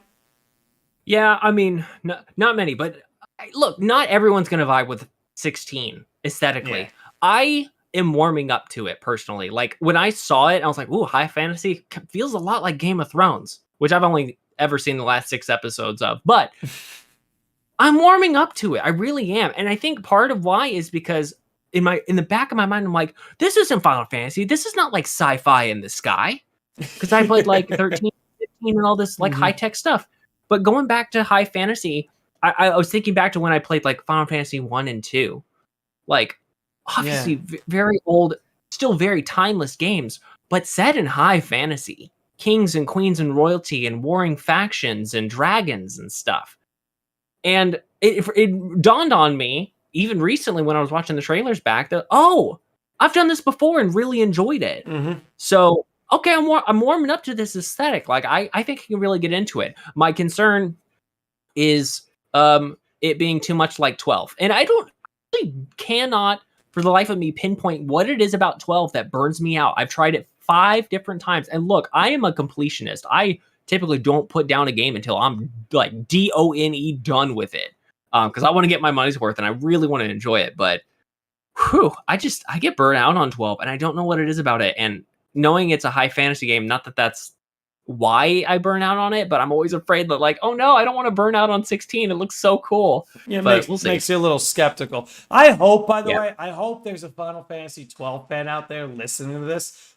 Please, please run us through the ringer in the comments. Like, nothing. Please. Nothing or would make even us happier. help us better understand how to enjoy the game properly. Because maybe it's just like I'm not looking at it the right way. Look, I'll keep an open mind. I'm still gonna try it again. Like, my goal is to 100% all of them. I will say I love them so much. Like I said, I'm 10, 15 hours in. I am enjoying it. I'm just not as, like, I don't have that hook. I don't feel the hook that I usually get from a Final Fantasy. Exactly. That's what I was missing too. A Sage of the Lodge says, would be really cool if, I assume he's talking about FF10 here, if you got part 3. I still think Yu Yevon is still around, or a prequel with Braska, Auron, and Jecht.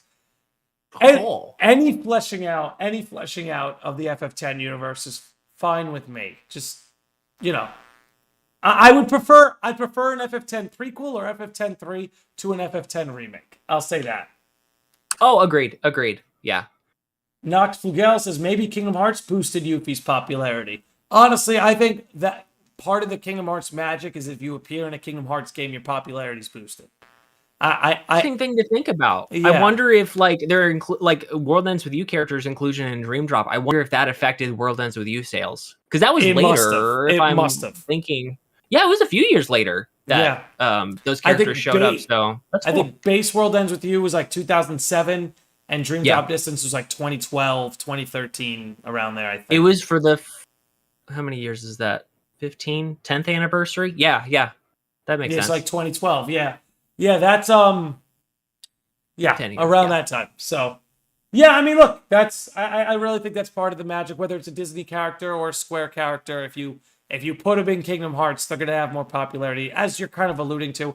I don't think nearly as many people would have played Neo: The World Ends With You if Neku, Shiki, Beat, and Rhyme weren't in Dream Drop Distance, because they were fun. Man, I wish I played Kingdom Hearts. I don't know much about it. Yeah. It's kind of a shame. Let's see. Orpheus Joshua, Sage Alive, says, I feel like Final Fantasy has always been mainstream. Kinda. I don't know. I wonder if he vibes with like what we were saying, like with RPG fans, it's always been mainstream. And maybe now it's starting to maybe push out into the main. When the question was first posed, do you think that Final Fantasy is mainstream? I was more thinking in the broader sense of like video game media versus like mainstream RPG. Like Final Fantasy is a big name in RPGs and has been for over 20 years.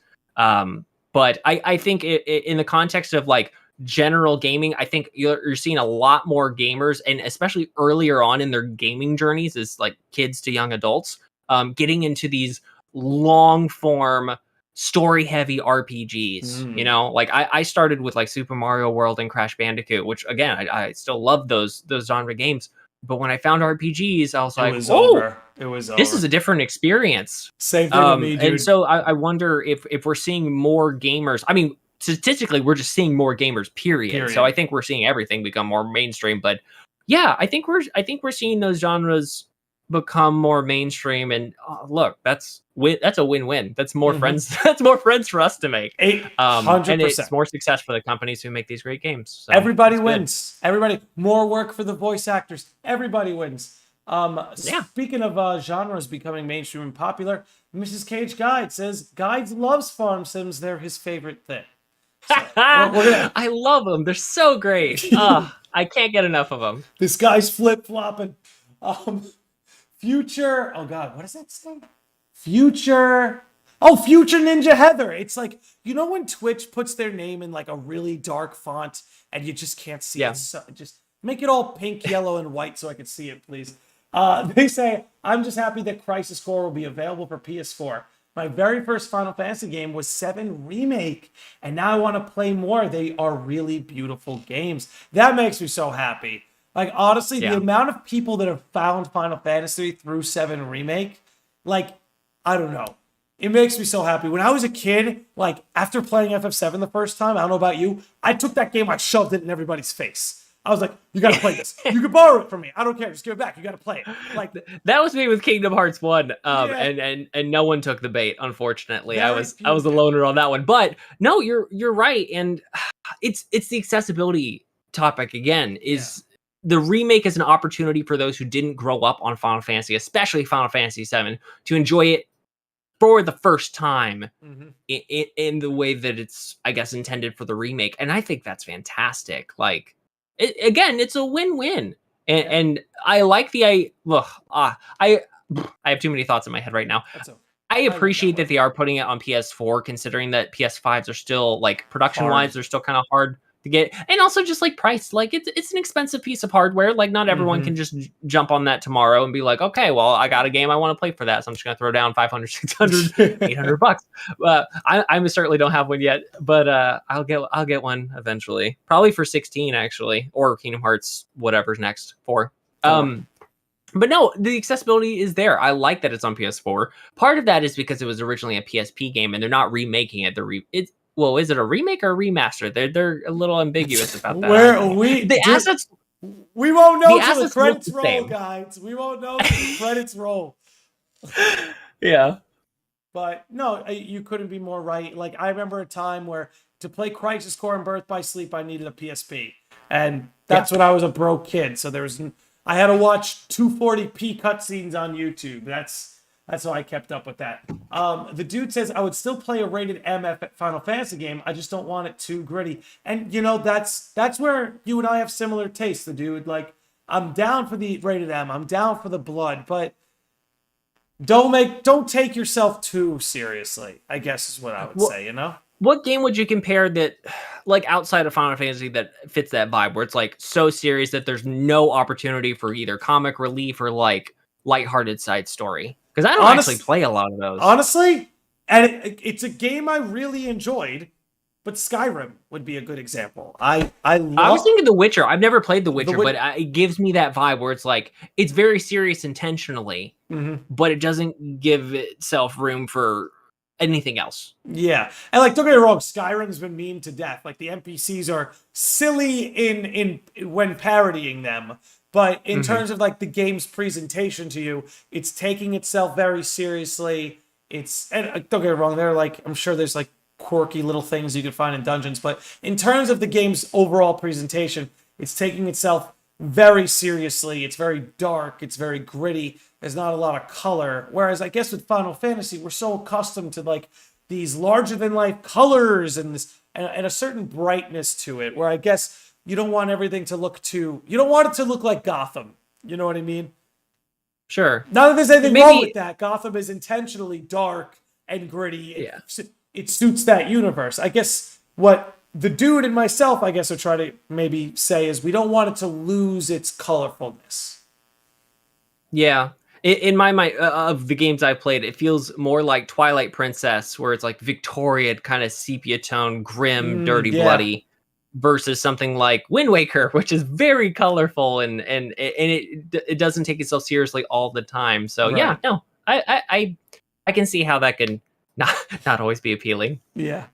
Mr. Unlucky says, isn't Yoshi P like a huge FF12 fan? I think he was on the project of Final Fantasy 12. Was he? To keep myself from spreading misinformation about Yoshi P, let's look into that really quick. Let's pull up. I actually think that Final Fantasy 12 is actually, a lot of those people are on the team for Final Fantasy 16. That's interesting. Here. Was he on this team? Okay. He himself doesn't appear to be on the main team here, but I know he's connected to this game in some way. So, Mr. Unlucky, you and I are we're circling the drain, but we just don't know where the hell we're going. Let's see here. William Hatfeld says FF13 was kind of bad. I don't agree. I don't agree, but I do believe in him getting to express that. Everyone's welcome to their subjective opinions. That's perfectly fine. Everyone's entitled to feel certain ways about certain games based on their individual experience. I always hate saying games are like, oh, this game is so good, period. Like, it really doesn't get into like what aspects of the game are good. Not every game is perfect in every single, like, it doesn't check all the boxes for me, which is why I'm like, I was just gonna say, I always like saying, like, when I recommend like games to my friends, instead of like saying like, this is such a great game, I say things like, sort of like, I really love this game, like, or this game really did it for me, because that's all I. Or here's what I liked about it. I loved the combat, I loved the story, I loved the character. It fell flat on this one aspect. Or if you're trying to get a friend to play a game, try to compare it to their personal gaming experience, saying, that's a good idea. I see that you like this game. If you really vibe with this game, you're gonna love this one. That's a way to hook people to play certain games. But just to say this game was objectively bad, it's not founded by anything. And look, you're entitled to have whatever feelings you want about any game that you've ever played.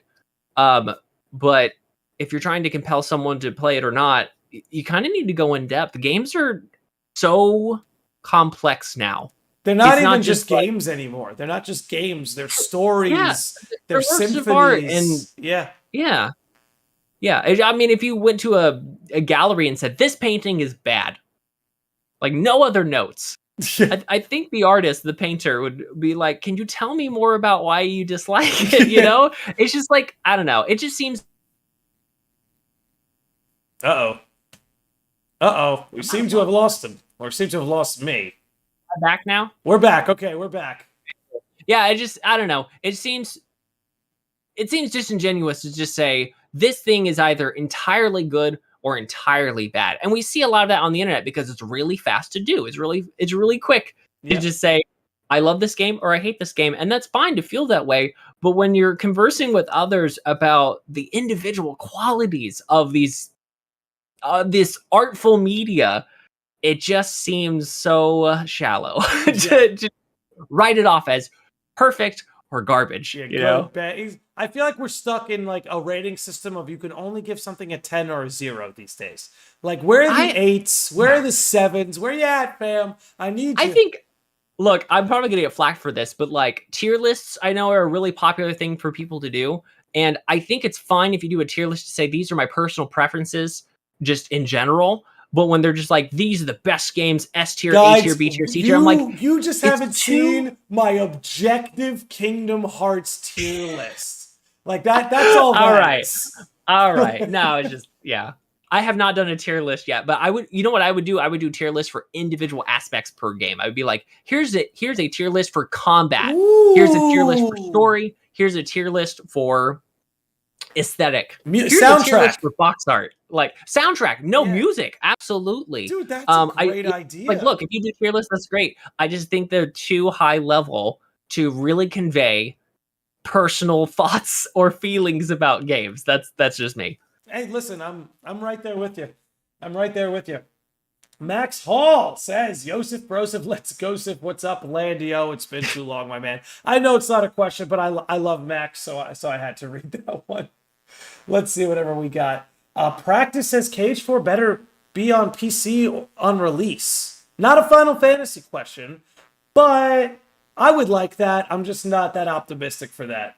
It'd be great for accessibility, but yeah, have we ever seen a simultaneous release of a new game outside of 1.5, 2.5 for Xbox? That actually came later too, unless it released with PlayStation at the same time. I think it came at a later date. Yeah, I think it did too. I think 16 I mean, is going to launch like across everything. Like when it comes, Crisis Core 2. Crisis Core is going to be like Switch, 4, 5, Steam, or Epic Mobile Games. I was really excited about that. Yeah, that's what I want to see. I'd love it if Kingdom Hearts 4 drops and you can get it on PS5, Xbox, PC. But you know, I think the question there is, I don't want the game bottlenecked. Like, yeah, you know, I want Kingdom Hearts 4 to be a PS5 game. Like, I hate to say it, like, I wish PS5s were more accessible because it's obviously an issue that they aren't. But I want Kingdom Hearts 4 to be a PS5 game. I don't want it to be playable on PS4. I know this does not have anything to do with the title topic. I know what you mean here, but you know what I mean? Because I want it to be that next-gen experience. I don't want it to be like Kingdom Hearts 3 Final Mix. You know, I want it to be something more.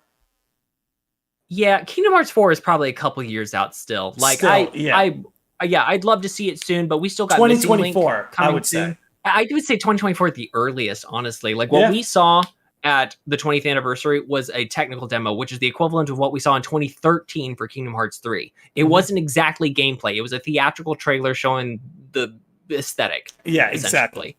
So we've got a ways to go. So hopefully that gives us a lot of gamers time to get the hardware needed to play that game.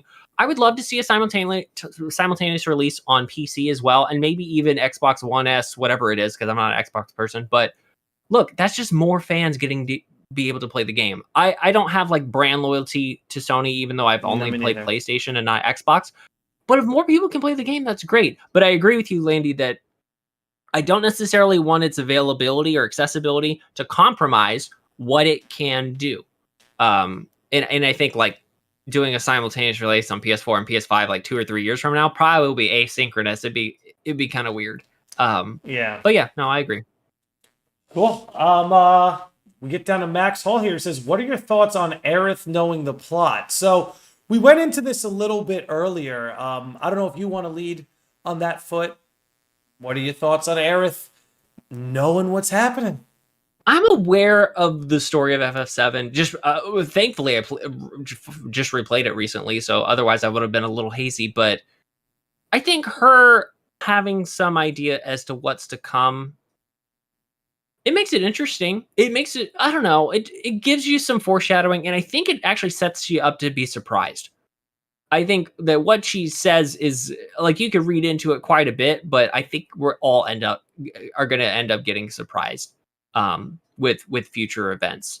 I don't know how much she knows, but just the way she talks, she knows more than she lets on. But Aerith has always kind of been that way, even in OG7. Like in OG, her personal confidence leads you to believe that she knows a great deal.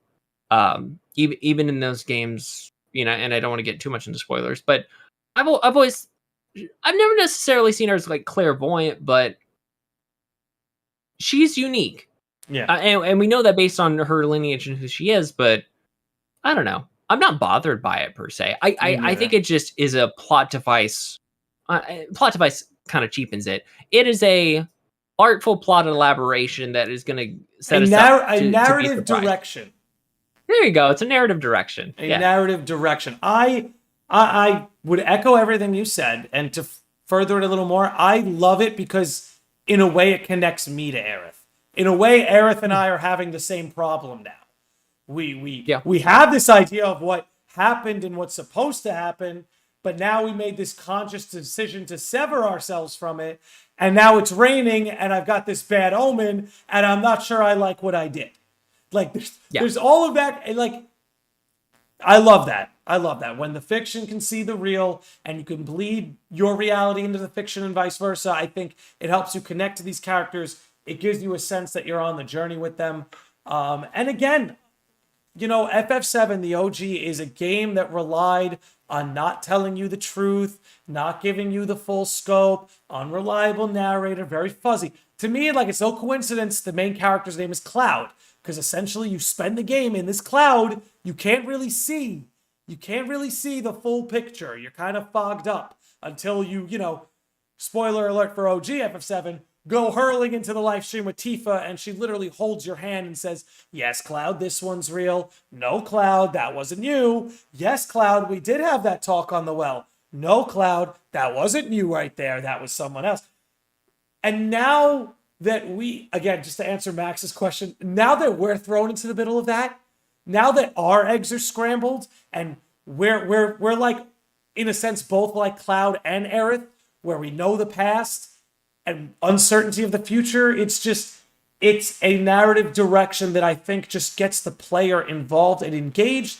And a story that relies on the element of surprise is finally given that upper hand again, as opposed to us having the upper hand of, you can't surprise me. I know you're going to kill Aerith. You're going to do it right there like you did 25 years ago. It's like, nah, they took that power back. And I'm glad they have it. I'm glad they've got us in the palm of their hand for that. And I'm glad I think it's a perfect place to be, because if they just do it shot for shot, there's nothing to look forward to. You know what happens. Yep. And look, even if they end up doing it the same, like maybe their journey is slightly different, but they get to the same conclusion, wouldn't it still feel better to feel like you had a sliver of hope versus knowing exactly what was going to happen? I think it puts us on a better journey, and a more, not even hopeful, but just like just more adventurous journey, I guess is what it is. Because if you already know what's going to happen, it's just like, it takes out a lot of the feeling. And that's hard to do with a remake. And can I tell you what I think this is about with Aerith? What I really think this is about is both with herself and Cloud and us, the player. Instead of us being taken by surprise, instead of Aerith being taken from us, now we can choose. Not choose to save her. Aerith can make a willing sacrifice. And both Cloud and we, the player, we might have a chance to actually let her go. You know, letting her make that heroic sacrifice. And, you know, in regards to OG Aerith, if you recall, before the famous death scene, Aerith talks to Cloud and says, like, hey, I think I finally know what I need to do. And I think I finally know where I need to go and what needs to happen. She, in a sense, does accept her death in the original. I just think in the remake, they're tooling the narrative in a kind of way where it's going to be right on the forefront. That it's, again, instead of Aerith being taken from us, it's Aerith gives us a sacrifice. She chooses this sacrifice. I almost feel like that's kind of the road we're walking down with this. Can I ask you a question about that? And this is going to be major spoilers for OG7. Based on that scene, the death scene, is it your understanding that it's Sephiroth who actually... Yeah, I am so glad you asked this question. Because I have always... And this is actually getting into Advent Children a little bit too. Because if you've watched the film, you see more of Cloud's post-FF7 character and how he handles the grief of her passing. And I and I haven't actually seen the film in several years, so maybe my details are a little fuzzy, but I've always been led to believe that based on how we feel about it in that film, that Cloud is actually the one who killed her. That he feels like he's directly responsible for her death. That the symbolism of Sephiroth coming down, you see Cloud like about to do it. He's fighting so hard. But I've always like perceived that scene as being rather symbolic, and that he's actually the one that ends up doing it, and that he actually, has to reckon with that. With like after that. But I don't know. I don't know. And maybe that's what we see in Rebirth, assuming we get that far in the episode 2 of 3. But I just wonder about that, because I've never actually had the opportunity to ask someone like how they feel about that. So I have a lot of thoughts about that. Let's start with this. So one, from two different angles. One, I actually think it's Sephiroth's plan. He needs Cloud to kill Aerith, because that means there's no bringing him back. I think the only reason Tifa was able to bring back Cloud back, and the reason Advent Children Cloud was able to get over it, was because, at least as far as his perceptions go, it wasn't him that killed her, it was Sephiroth. Now, whether or not Sephiroth is, in a sense, a manifestation of like the dark side of Cloud, that's certainly the Kingdom Hearts angle. Sure. But as whether or not that applies to like the FF7 event themselves, there's two angles to this, I've always thought, right? Like, one, you see how, first of all, Jenova, if you have the Jenova cells in you, and with Jenova's power, she has this ability to sort of influence reality and influence the way reality is perceived. So it's possible that it is Cloud's fear of Sephiroth and Cloud's anger towards him that almost, in a sense, may have summoned him in that moment. In the same way Cloud's fear allowed Sephiroth to control the clones, right? In Remake. How he could take those clones and almost usurp them as a way to get to Cloud. There's a way Cloud could be responsible in that way. As for Cloud doing it himself, I think as far as the OG narrative goes, they maybe wanted that to be ambiguous, but lean towards Sephiroth did it. However, if we remember what happens before that scene, Cloud kind of loses himself to the Jenova influence and starts pounding on Aerith. Gets on top of her and starts hitting her. Which goes to show how scary that Jenova infection can be. To me, that always showed me it was possible Cloud could do it. And I actually think, guys, I think this is what Remake's getting at. Why else would Tifa go, Cloud, you're scaring me? Yeah. Why else would they show you in Remake that he was going to kill Reno? He was going to straight end him. Aerith shouted no. The Whispers made sure it didn't happen. They're showing you there's a killer in Cloud. Whether it's the Mako, the Jenova cells, whatever it may be. I think Sephiroth's plan this time is he needs Cloud to do it. I think because he's like, I couldn't break him last time. How do I break him this time? I need him to do it. I can't settle for, oh, he almost did it. Okay, forget it. I'll do it. He needs Cloud to do it. Because if Cloud did it in OG, I'm pretty sure like Tifa and Barrett would have been like, dude. But instead they were like, Cloud, are you okay? Cloud, how do you feel? I don't think they would have let Cloud lay her down in the water if he was the one who put the Buster Sword like right through her. That's true. That's true. But the idea that Cloud could manifest this through his fear of Sephiroth, or the idea that Sephiroth might want him to do this, I really think that's what Remake may be getting at. Because if things are going to be redone, right? If Sephiroth is going to remake the timeline, you have to ask yourself, well, why does he want to do that? What's he going to do differently? If he needs Aerith dead, he's not just going to do it again. And I say this to my buddy who I host the Midgar Minute with. In Chapter 2 of Remake, Sephiroth froze Aerith. Like, he tapped her shoulder, like, froze all of existence. It was like, hi, Cloud, I can do whatever I want. If he wanted Aerith dead, he could have just right there. Like, there. But I think he knows he can't do it anymore. He knows he can send Cloud, because what he wants Jenova to take control of Cloud. Or himself, right? Him and Jenova are kind of symbiotic. So, as he says at the end of Remake, he wants Cloud to join him. Well, he needs Cloud broken enough that Jenova can usurp him. And I think the way you get Cloud to that point is you actually get him to kill Aerith. And I think messing with his perceptions is a great way to do it. Like, you notice everyone's talking about how beautiful the Zack and Aerith reunion would be. Well, let's imagine how horrible a Zack Cloud reunion would be. That would destroy his brain. He'd start questioning reality. Hey, are you all lying to me? You know, I think we might get to a point where Cloud doesn't even trust the party. Like, he's going to have trust issues with the party. You know, yeah, I guess I'll just leave it on that. That'd be interesting. Yeah. Yeah. I'll leave it on that. Lamb, a Sage of Lodge, says, I think the difference with KH3 and KH4 teasers is that KH3 teaser is pre-rendered while KH4 footage is in-game. Yeah, we did get some in-game footage on the KH4 teaser, but I think it's in early enough builds. None of that, it's possible none of that's in the final game.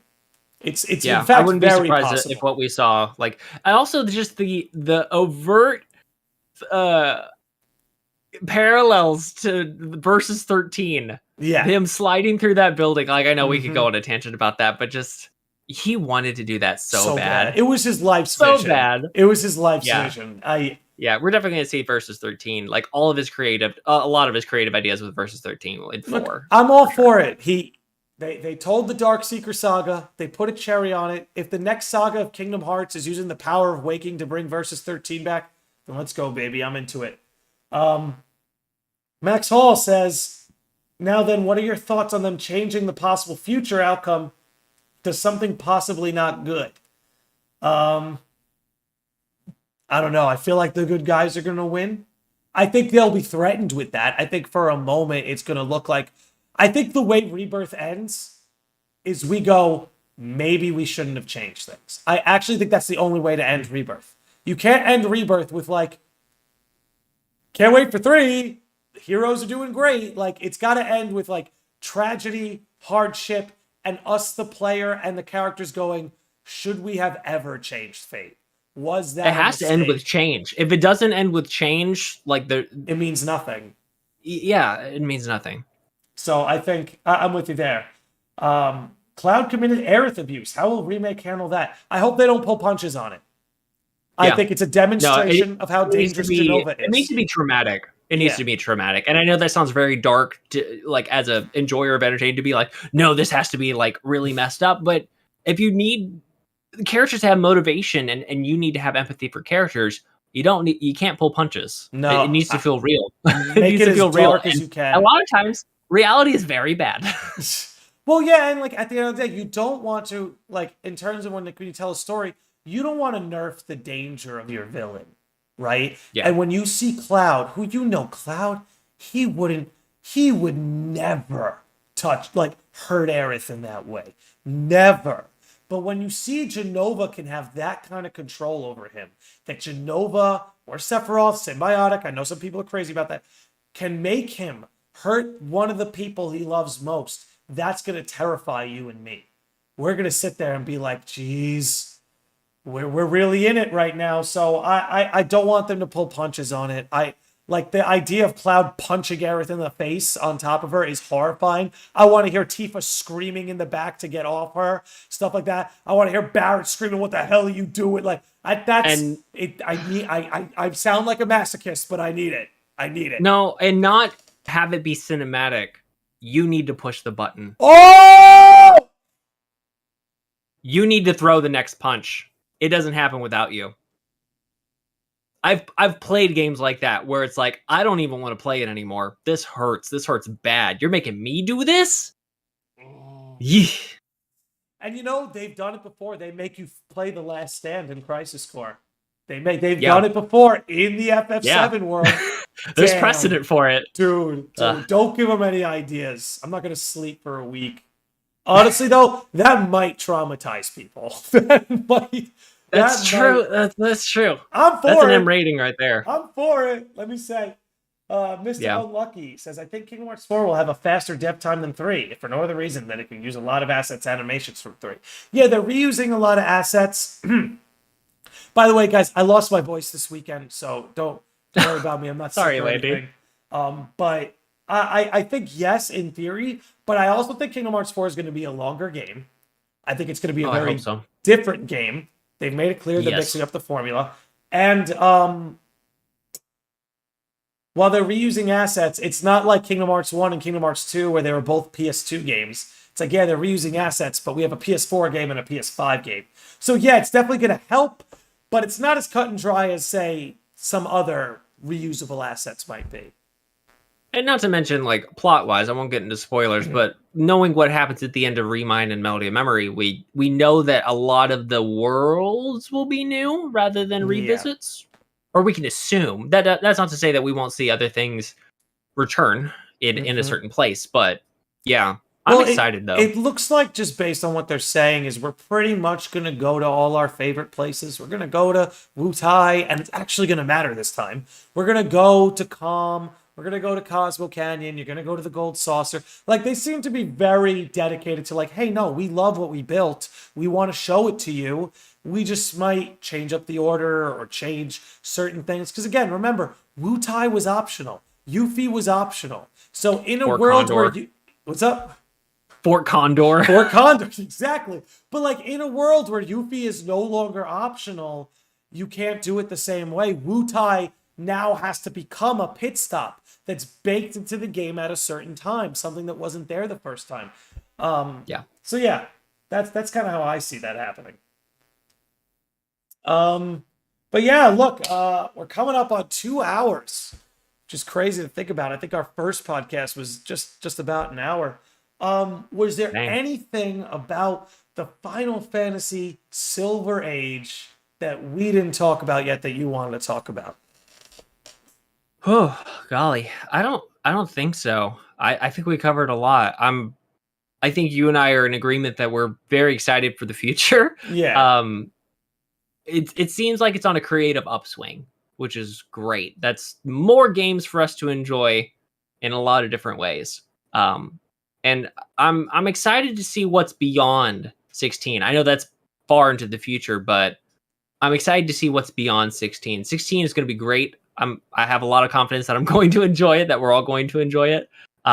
We have anyone who's a 7 fan, whether it's remake or OG, has a lot to look forward to. Oh yeah. And yeah, we'll see what I'm curious to see what's beyond 7 when they've wrapped up 7 trilogy and Crisis Core and Dirge of Cerberus and whatever else is there. What's beyond that? What's the next thing for Final Fantasy? That's gonna be interesting. I'm gonna call my shot. Final Fantasy X-3. Oh, I hope so. I hope Me so too. bad. Me too. I would absolutely kill for it. But we are coming up on time. Before we wrap things up, dude, thank you so much for coming on. I love talking Final Fantasy, and I love talking to you. I always appreciate you coming in here. You always have such insightful things to say. You've been absolutely killing it with the content lately. I always love jumping in on your streams. Before we wrap it up, where can the people find you? I've got your links in the description, but give them the elevator pitch. Let them know what KH Guides is all about. Introducing you can find me on I stream on Twitch 2 times a week. Mrs. Guides actually streams on Mondays right now for Mrs. Guides Mondays. She's playing through Kingdom Hearts for the very first time ever. Wow. She's known me for over 10 years and she's playing it now. So wow, that tells you something. But yeah, I stream Wednesdays and Thursdays and every 13th of the month at twitch.tv/KHGuides. If you need help in Kingdom Hearts, guides and walkthroughs, we've got KHGuides.com. It's the whole reason I exist, basically, is working on the website.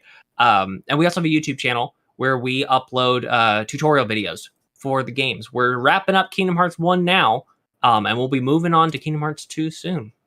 But Landy, thank you so much for having me again. This was an absolute blast. 2 hours flew by, but always a pleasure, sir. Dude, yeah, I mean, look, 2 hours seldom flies by this fast for me. Again, I enjoy talking to you. I think you really bring in a lot of insight. You always have a lot of really good things to say. Again, I can't thank you enough. If you're hanging out on Twitch, let's see who we can go bother. And if you're hanging out on YouTube, we don't have raids yet. They're starting to spread them out. I'm starting to see a lot of new YouTube features make their way to me, but we haven't gotten raids yet. We'll get there. But if you're hanging out on Twitch, would you look at that? we're going to raid Katie Wayfinder, who's playing Disney Dreamlight Oh, Valley. yay, KT. Yeah, she's streaming it's gonna right be now. fun. So all aboard on that.